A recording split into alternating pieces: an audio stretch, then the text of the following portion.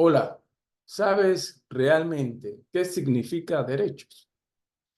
Muchas veces utilizamos este concepto para demostrar fuerza ante otros, exigir derechos ante otros, pero a ciencia cierta, ¿sabes qué significa derecho?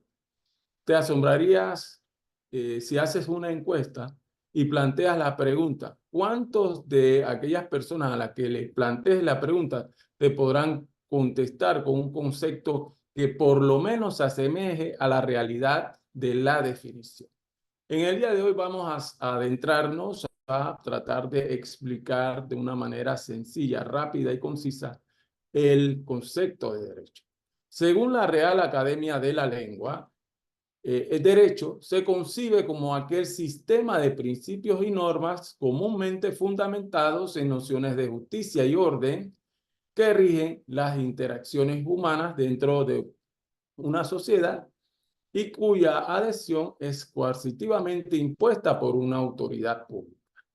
Ella, a su vez, tiene sus raíces en el latín directum, que denota aquello que se ajusta a la regla. Ahora vamos a verlo desde varios enfoques. Si bien es cierto, la doctrina la resalta bajo varios enfoques, pero de manera contundente podríamos determinar lo que, si lo vemos desde la parte objetiva, el derecho objetivo vendría siendo aquel conjunto de normas, principios y costumbres, al igual que la jurisprudencia, que vienen a organizar lo que es la sociedad y los poderes del Estado, ¿no?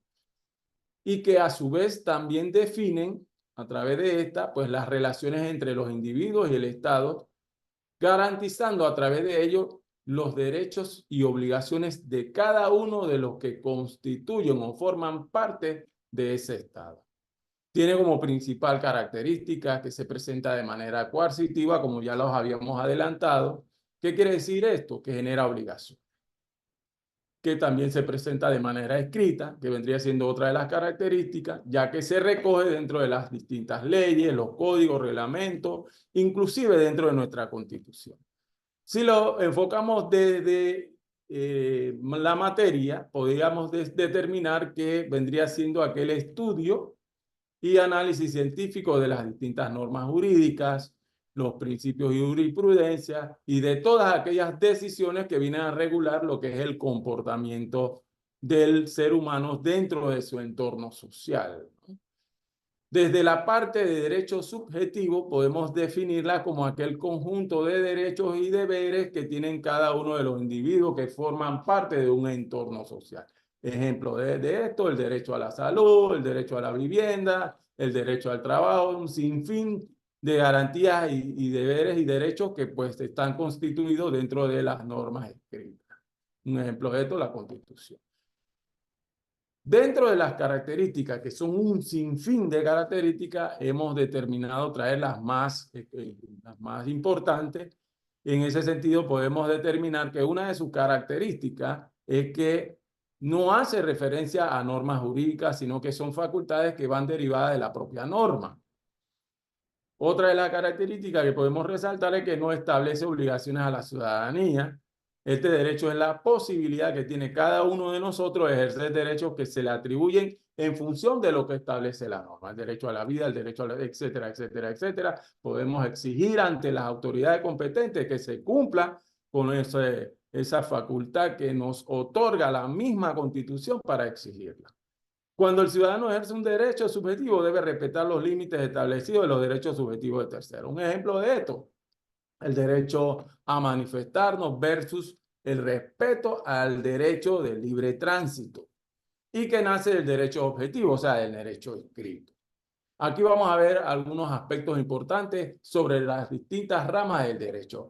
Es importante resaltar que el origen de la división data del siglo III, a través del gran jurista Ulpiano, quien a su vez en ese momento lo clasificó en dos grandes grupos: el derecho público, el cual vendría a regular lo que son las relaciones entre el Estado y los individuos, y el derecho privado, que vendría a regular las relaciones entre los particulares.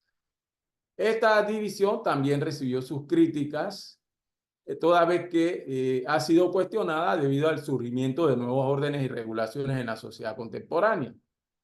Las tendencias actuales que se puede pues, resaltar es que se observa un enfoque multidisciplinario que clasifica el derecho según sectores de la realidad social. Derecho administrativo, el derecho civil, el derecho de familia, que forman parte de esas subdivisiones.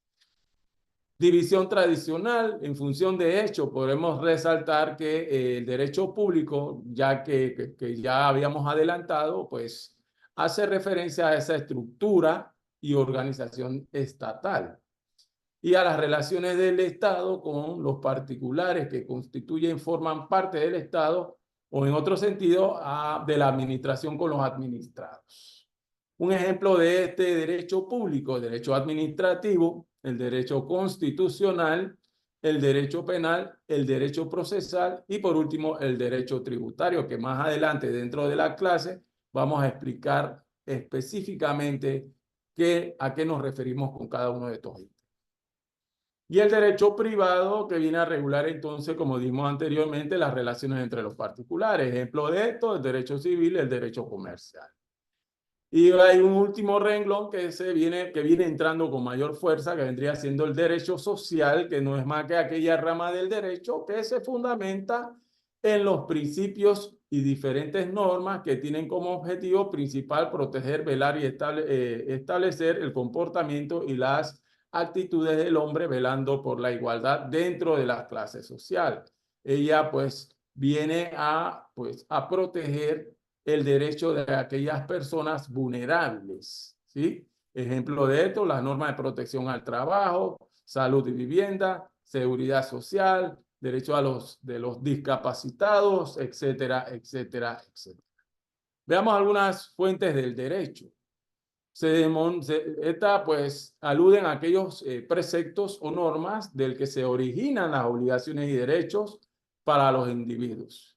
En este caso proyectamos las 4 principales fuentes, las cuales la hemos subdividido de la siguiente manera. La ley, que es la que carece del consentimiento de las personas y es promulgada, dictada y sancionada por las autoridades públicas. O sea, aquí es la que impone las autoridades. La jurisprudencia, que vendría siendo esa fuente del derecho que hace pues referencia a los fallos emitidos por los tribunales cuando los juicios son sometidos a su resolución y que sin poseer obligatoriedad se impone. ¿Sí?